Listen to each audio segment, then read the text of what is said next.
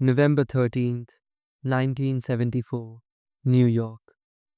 It was a chilly, winter night, and the entire house was enveloped in a drowsy shroud. There were 7 people in the house, of which 6 were in a deep slumber. A Marlin rifle was fired 9 times around 3 a.m., but no one in the neighborhood heard a thing, nor did anyone in the house. In the official report, it said that they found everyone in their beds as if they waited for their turn. This act of brutal violence will lead to one of the most infamous real life horror stories. Tonight, we will uncover the mysteries of the Amityville Horror. DeFeo family. Ronald DeFeo Jr. was the oldest of the 5 children. His family lived in Ocean Avenue, Amityville, a beautiful waterside village on the south shore of Long Island. At around 3 a.m. in the morning, Ronald Jr. walked into his parents' room and then shot his father, Ronald DeFeo, and his mother, Louise DeFeo, aged 42, firing at them both twice before heading to the rooms of his sibling, John and Mark, aged 9 and 10 respectively.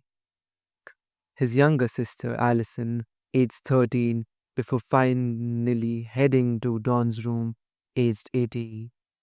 All bodies were found at their beds, as if they haven't moved when Ronald was going around the house executing everyone. No one in the neighborhood reported anything about shooting. They only claimed to heard their dog barking around the time of the murder. In the reports, it stated not a single body has been moved, even though it appeared they were placed in the bed deliberately. 6:30 p.m. the same evening, Ronald DeFeo runs into Henry's bar just a block away from his family's house and started shouting that his parents have been shot. He gathered a few guys and went to the house to find the crime scene. It didn't take time for the police to arrive. They moved Ronald Jr. away for his safety and to ask questions. This was when Ronald tried to create stories stating that the killing has been carried out by a mob hitman, strengthening his claim by saying that between the mob and the family had long been the talk of rumors in the community. Ronald Jr. said an old associate of his father's by the name of Louis Felony was behind the killings and had threatened to murder his father after a falling out some years earlier. Ronald claimed he hadn't been there for dinner as he was sick of his mother's cooking. Not that big of a deal as the family had just died some 14 years ago. 12 hours of interrogation, and it all came spilling out like a waterfall. Ronald spoke of his hatred for his family and how his father had abused him for years and referred to them as pigs. The previous night, he was watching the 1969 film The Castle, but this was when he thought he had enough and went to his parents' room and shot them both in their sleep. Seemingly, his intention had only been to kill his parents, but after the first act of violence, he couldn't stop himself in a frenzy. He stalked from room to room, executing every and each one of his family. Ronald had been threatening his parents for years, even leading to a psychologist's warning. Ronald had been the victim of his father's abuse for years, and that combined with his heavy use of heroin, it took a severe toll on his mental health, until one day he just decided that he couldn't take it anymore. Then the court case began, and as did Ronald's many different versions of the event. He seemingly decided he would try to persuade the court that he was insane and therefore not responsible for his actions. This could explain the conflicting and the downright strange stories that Ronald came up with. However, these conflicting stories continue to grow and spiral up until his death in 2021. Among his many claims over the years, He said that he sat in the basement watching TV when he overheard his family plotting to kill him, and he decided to murder them first. He also claimed his sister Dawn had in fact killed his father and that his mother had killed his siblings before he turned the gun on her. He claimed he drugged his family while they would explain why they were all found in their beds in such a strange manner. However, there were no drugs found in their systems. He claimed that his sister and a number of other assailants assisted him in the murder. He claimed he heard voices that told him to Kill kill them. him, Kill and them. even that a Kill female them. demon in a hood with black hands brought him the rifle to do the deed. Ronnie's wild stories didn't help, though a court psychiatrist diagnosed him with antisocial personality disorder, and he was sentenced to spend the rest of his life behind bars. 2 weeks have passed, and a new family has arrived, 112 Ocean Avenue, ready to start a new life. George and Kathy Lutz had paid 88K for their new home. They knew about the history and had spoken to their family about it and declared themselves as not a superstitious bunch. They entered the house and discovered it was full DeFeo's belongings, all except the mattresses of each bed.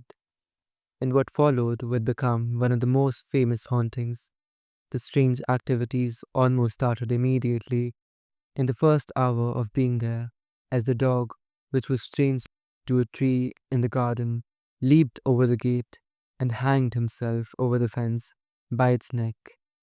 George's friend suggested to bring a Catholic priest to bless the house, thinking that they had nothing to lose. George agreed, and shortly after, they moved in a priest. Priest was feeling unsettled the moment he laid eyes on the house, but it was only when he entered the upstairs bedroom, the room where Dawn had slept, that he was overcome with true sense of dread. He asked the Lutz what they were planning to do with this room, and they stated it was to become a sewing room. The priest suggested that everything would be fine as long as no one sleeps in that room. Though the incident became rather more extreme when the priest claimed to have felt a slap across his face and a deep voice asking him to get out. Upon reaching home, he was covered in salts and burns. Kathy claimed that earlier on she felt a presence embracing her from behind, and although she wasn't sure, but she instinctively felt that it was a woman and that the embrace was supposed to be comforting rather than threatening. She also often smelled the woman's perfume around the house. The youngest daughter suddenly started talking to an imaginary friend called Jody. She claimed that Jody was a pig with glowing red eyes that would watch over her through her window as she slept. Jody told their daughter that they would always live there, and both George and Kathy have seen the two red eyes peering through the window at night. On one chilly December night, the family was watching television while it snowed, and through the window they saw those crimson eyes. George leaped outside to investigate and found hoof prints and a hidden room that was not on any floor plans of the house. Hidden in the basement, the room was painted red, and they claimed it had a strong stench of human feces. Over time, the chilling air began to settle. The children began to sleep on their stomachs, something they hadn't done before. All of this is strange, but it seemed George was more focused on whatever was residing in the house.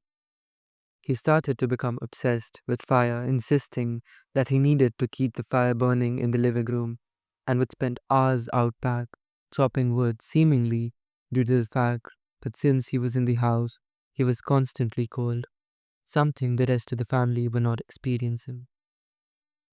Whereas George also heard strange noises, ranging from footsteps to loud screams to loud music from multiple sources.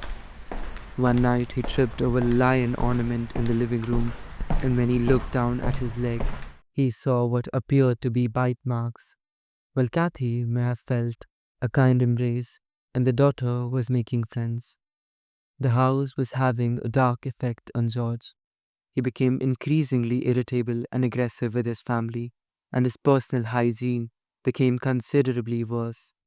He began to wake up every night at 3:15, the same time that DeFeo were murdered. The activities became more and more concerning as time went on. The possessions would be covered in what appeared to be strange black mold, and green slime would ooze from the ceiling, dripping down to the carpet. Below, swarms of insects, most notably flies, would be in the room Dawn had once slept in. But there seemed to be no way to get rid of them. Then the activity became more violent. Cupboard doors would be slammed, and in one incident, an open window suddenly shut itself on one of the children's fingers. After almost a month, George started waking up in the middle of the night, unable to move, his bed shaking side to side as if being lifted over and over by some unseen force. Then he saw Kathy floating in the air. Her face switched with that of an old lady, but what happened that night is still unknown, as the Lutz family still refuse to talk about it. It's a secret that both George and Kathy took to their grave. Since it's a very well documented paranormal case, it makes you wonder what happened. Was it really so bad that they could never bring themselves to talk about it? Next morning, the family left, leaving their belongings behind, never to return back.